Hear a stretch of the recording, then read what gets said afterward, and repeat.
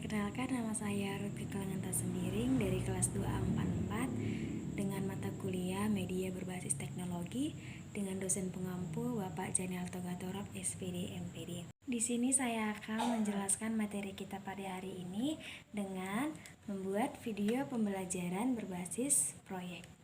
Jadi, di sini saya akan memberikan sedikit video tentang materi tersebut. Stay tune. Pembelajaran berbasis proyek.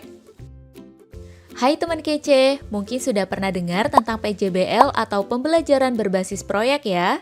Di kurikulum Merdeka, kamu akan banyak mengalami pembelajaran ini loh.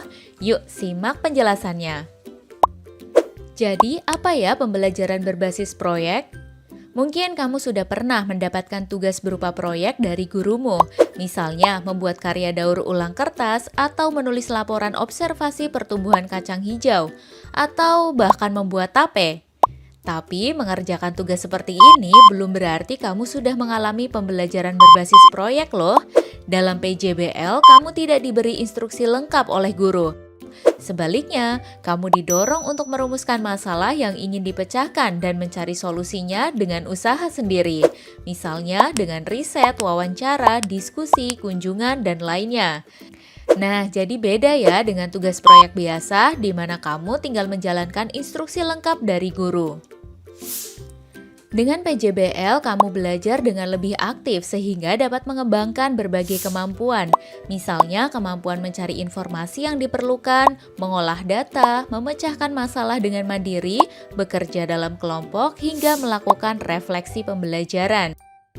Artinya, kamu sadar tentang hal apa saja yang sudah kamu pelajari, apa manfaatnya, dan hal apa lagi yang ingin kamu pelajari selanjutnya. Kamu jadi merasa memiliki dan terlibat dengan proses belajarmu sendiri. Seru kan cara belajar seperti ini? Lalu, apa saja nih yang akan kamu lakukan dalam pembelajaran berbasis proyek? Misalnya, kamu akan melakukan proyek untuk memecahkan masalah sampah plastik di sekitar sekolahmu. Biasanya di awal kamu akan memahami dulu permasalahan yang ingin dipecahkan. Gurumu akan memancingmu untuk berpikir dengan kritis dengan memberikan pertanyaan seperti kenapa ada banyak sampah plastik, kenapa ini berbahaya, bagaimana caranya supaya dampak sampah plastik berkurang. Nah, di sini kamu perhatikan ya ciri khas PJBL, yaitu permasalahan dunia nyata yang berdampak pada dirimu sendiri. Setelah itu, kamu akan menyelidikinya lebih lanjut. Misalnya, dengan wawancara dan pengamatan kamu temukan kalau penyebab utama sampah plastik adalah aktivitas di pasar samping sekolah. Ternyata penjual dan pembeli di pasar membuang sembarangan kantong plastik untuk membawa makanan. Nah, kegiatan penyelidikan ini bisa kamu lakukan sendiri atau dalam kelompok. Selama melakukan kegiatan, gurumu akan mengawasi dan mendampingi, tapi tidak memberikan instruksi lengkap. Kamu juga akan diberikan waktu tertentu untuk menyelesaikan tiap langkahnya. Semua ini akan berlangsung dalam waktu beberapa minggu dan melibatkan berbagai mata pelajaran. Di akhir, kamu akan menciptakan karya proyek sebagai solusi masalah. Misalnya, kamu bisa membuat rancangan kotak makanan dari bahan daur ulang, atau poster ajakan membuang sampah dengan benar, atau tempat sampah dari daur ulang plastik.